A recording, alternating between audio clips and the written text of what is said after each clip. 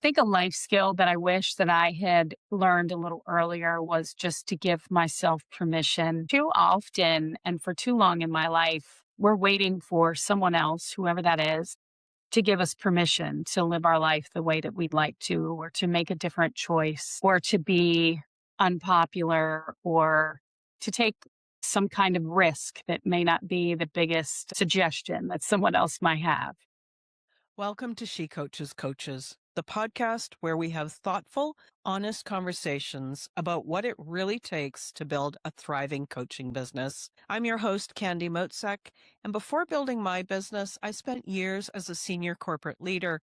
Now, today, I work with coaches who are smart, well-trained, and deeply capable, and who want clarity about how to grow in a way that feels aligned and financially sustainable. On this show, I sit down with successful coaches to explore the real decisions behind their success, how they got started, what shifted as they grew, and the mindset and business choices that helped them gain momentum without burning out.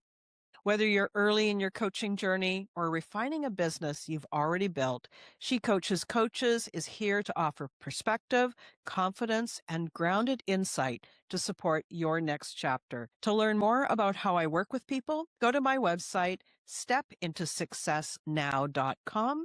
And now let's dive in. Hello, and welcome to this week's episode of She Coaches Coaches. I am your host, Candy Motzek, and I have a special guest for you today. Her name is Shelly McClintock. And let me tell you a little bit about her before we dive in. So for decades, she did what so many high-achieving women do. She gave everything to everyone and called that purpose. Now it's a different world. And now she helps women in the helping professions recognize where overgiving and overperforming has replaced their own needs. And she helps to guide them towards something better, boundaries, intentions, and a freedom of having nothing to prove. Shelly, I'm so glad you're here. Welcome to the show. I'm so psyched to be here. For a conversation too. Tell me, what are you most excited about right now in your work? What's going on? I really find that I have the most fun when I get into conversations really about what I do and what I'm passionate about with like-minded people like yourself, Candy. Folks who really understand we can improve our lives with just a little bit of discussion and introspection, and we don't have to have all the answers. We don't have to have it figured out. It's really just you have to have a starting point of figuring out what's not working and then kind of talk about it. So, yeah, there's so many of us that our society is not set up in a way that makes that really easy. It's not safe.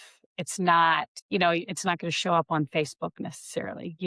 So everything has to be just so and perfect. And that's really just not how life is. So, yeah, I'm just excited to talk about what I do. I love that. And I mean, even though social media is such a massive presence right now, I mean, I remember when it wasn't, and there was still society's pressures, like perhaps you were a member of a church congregation and there was a lot of eyes on you from that standpoint, or you were in an academic institution or part of a larger organization of some kind, and you always had these eyes on you.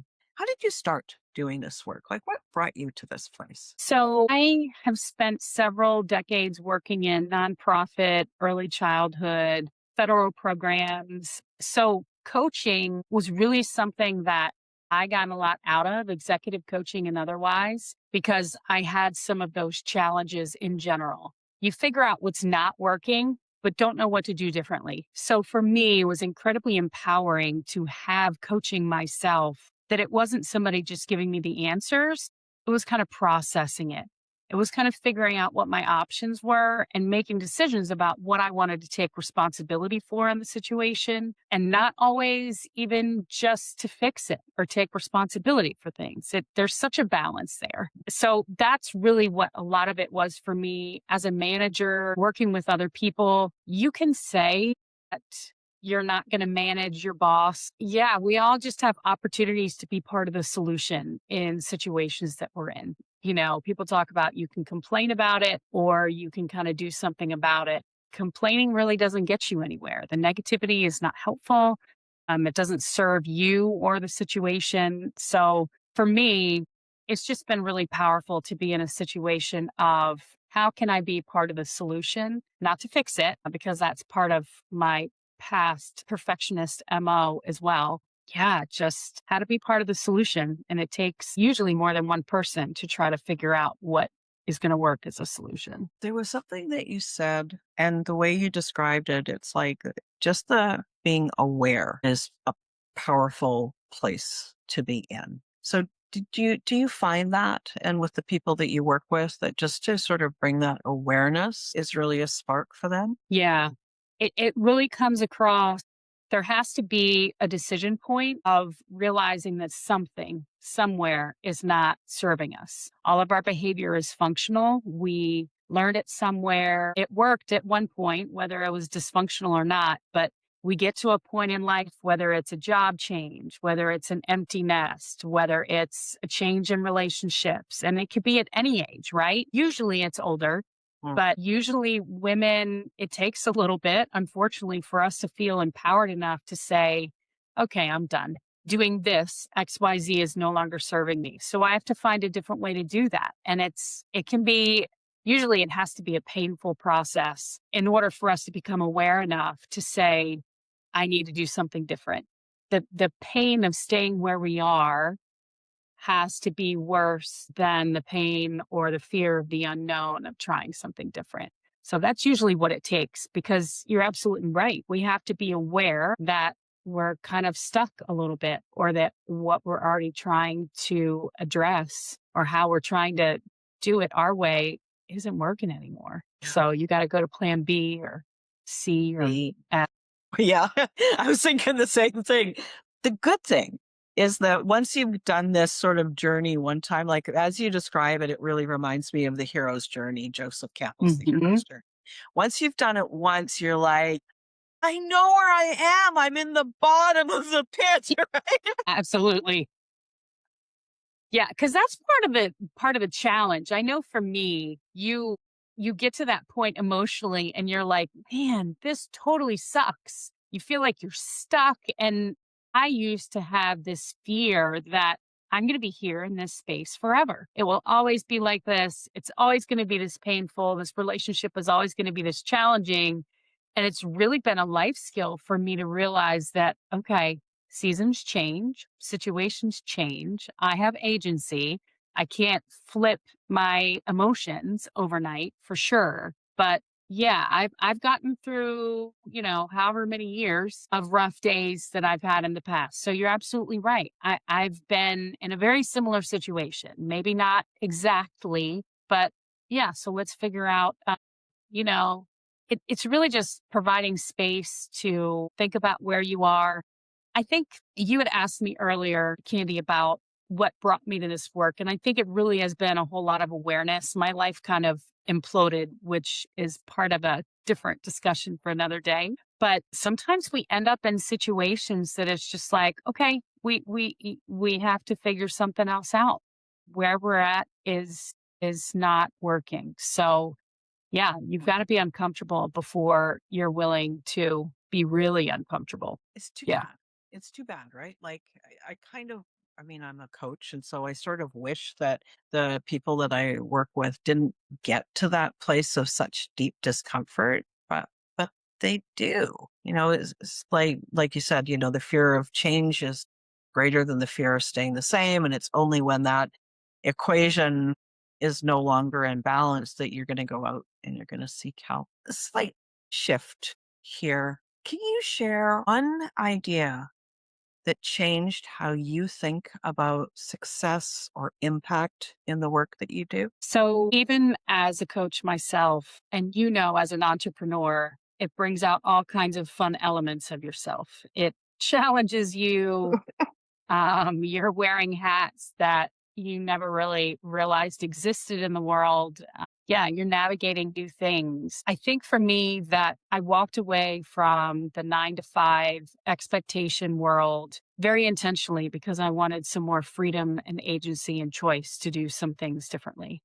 At the time, I really didn't know what that meant, but I really was after the freedom to make that choice for myself. What's on the other side of that coin is the responsibility to choose for myself as well. It's almost like when people leave prison, they have a hard time getting into the regular world again because they've been told when to sleep, when to eat, kind of that process. So when you step away from that, there's potential amazing freedom, but there's also a responsibility that I can do whatever I want. But there's nobody else to blame if I don't know what my schedule looks like, or if I'm not happy with what my life looks like, or my schedule is not working out. Well, who wrote the schedule? I have the freedom slash responsibility. There's really nobody else to blame that my workplace isn't fun anymore. You know, Right? it's definitely two sided. Absolutely. That, and everybody says that. I ran my own business because I want the freedom,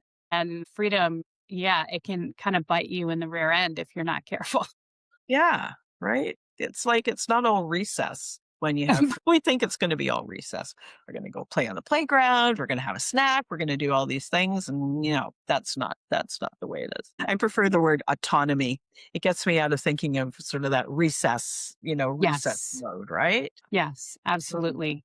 And I think along those lines, I have been kind of forced to reframe what success looks like. So even success could be, for me, it's really been huge to let go of the outcome of releasing expectations on myself and situations and everything else around me, that it's still a journey. I'm still never going to have arrived anywhere, and I still have to take one day at a time. And it's okay if it doesn't look like what I thought it might. And it's hard sometimes because I wanted it to be comfortable, or I wanted it to look in a way that felt safer to me. But again, that's not the autonomy. That's not the journey right now. There's ups and downs of all of it, but it's still mine. And I still get to make the choice about I can always change my mind. Right? I can always do something different. Completely different, you know? Right. Yeah. Yeah, for sure. Looking ahead over the next year, what is something really meaningful that you'd like to accomplish in your business? I would really like to build a community of women that in a space where they feel safe to share with each other the challenges, just like we're talking about. It can be really scary and vulnerable to share these ideas in general, or what we feel like is going on in our lives, that XYZ isn't as comfortable as we thought, or I'm in my 50s and it looks different than I thought it would, or I thought I would be, whatever. Life does not turn out the way that we think it should. And we have to redefine things, just like we talked about. Success is going to look different than we thought it would. And it can be really scary to even process that and think about it. There's grieving that takes place. And sometimes it's hard to find even people that you can share the joy with as well. So, creating a community where women are reminded often that they are not alone, that they have some amazing things that they can bring to the table and support other women. Because I know that's been huge for me, is to realize I'm not alone. Other people are going through the same things or have survived similar situations. I mean, that can just be a game changer. My day can be crummy, but to know that other people are having crummy days and surviving too, we're all doing this whole life thing. Yeah. What advice would you give to somebody who is earlier in the journey? I know that you said, lots of times we get to midlife before we realize that this is really not working. But if you could catch somebody early, what advice would you give them? I think a life skill that I wish that I had learned a little earlier was just to give myself permission to feel, and to give myself permission to XYZ. Too often and for too long in my life, we're waiting for someone else, whoever that is, to give us permission to live our life the way that we'd like to, or to make a different choice, or to be unpopular, or to take some kind of risk that may not be the biggest suggestion that someone else might have. Even the permission to disappoint someone. We grow up, or I did anyway, with a feeling of my job is to not disappoint anyone and keep everybody happy, especially people that I care about. But that's just A, not possible. And B, it's really not my job. So instead of internalizing that, I give myself permission to, and that can be a daily thing, even permission to have a crummy day, permission to disappoint someone or to make a decision. I give myself permission to disappoint someone else rather than disappointing me. I mean, that's just really a huge one. To choose ourselves, we're really not taught that that's a safe choice, like at all. No. And it's, when you said, that permission to disappoint someone, what ends up happening is that we disappoint ourselves the most. And so this continual outer focus, and it's also a little bit manipulative, right? To be Oh, yeah. thinking that we can always be fixing, doing all of this at the sacrifice of our own self. And then nobody's happy, right? Yeah. It's like, it's Yeah. just a no-win as far as I can see. Well, and you're absolutely right that we have this idea in our head that, I have control of it. I can fix it.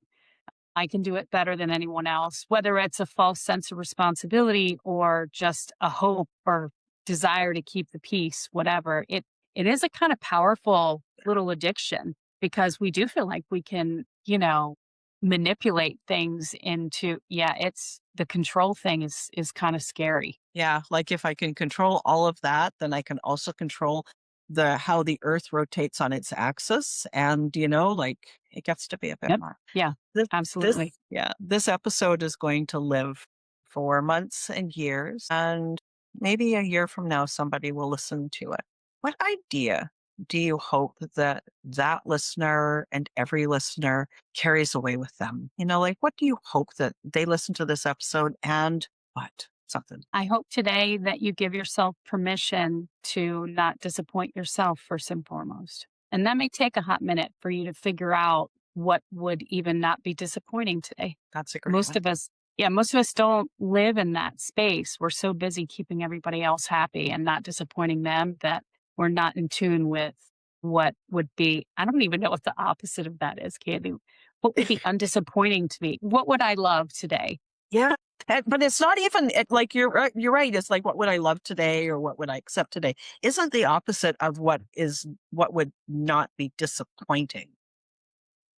Yeah. That's a really interesting question. It is, because then you also get into some of the control things because sometimes we're disappointed by things that we can't impact. So it is about redefining what success looks like. What would undisappoint me today? I don't know. I Got can't a new change the word. weather. You have a new word, undisappointed. What would be undisappointing? Oh, I'm gonna run with that. Yeah, that's a good Yeah, one. there's a book there somehow. Shelley, as we get ready to wrap up, do you have a free gift that you have for our listeners? I do. So I have an assessment that is very simple. It's just some thought provoking questions about, are you overgiving in day to day life? As a off the top of your head, most of us are like, oh, I don't know, maybe in this and this, but no, I'm pretty good with that. But it's an assessment that you are able to score and to figure out maybe some areas where it might bring some awareness. So it is called, is it dedication or is it disappearing? Wonderful. I'll make sure to put the link in the episode notes. And how can people find out more about you? Yeah. So I'm pretty active on LinkedIn as well as on social media. My website is www.pioneertogether.com. And my email is Shelly, Shelly, at pioneertogether.com. Wonderful. Thank you. Thank you, Shelley. I've enjoyed the conversation and you've given me lots to think about. And if I have lots to think about, then I know the listeners will as well. Thank you so much for joining me. All right, everyone, we'll be back and speak to you on the next episode. Thanks so much for listening to this episode of She Coaches Coaches. If this conversation resonated, take a moment to reflect on what stood out and how it connects to where you are right now. Coaching businesses grow through clarity and thoughtful choices, not pressure or hustle. If you'd like more support, you can learn more at stepintosuccessnow.com. I'll put the link in the episode notes. And if you found this episode helpful, I'd appreciate it if you would share it with a peer or colleague who would enjoy it as well. I appreciate you being here. Have a great day.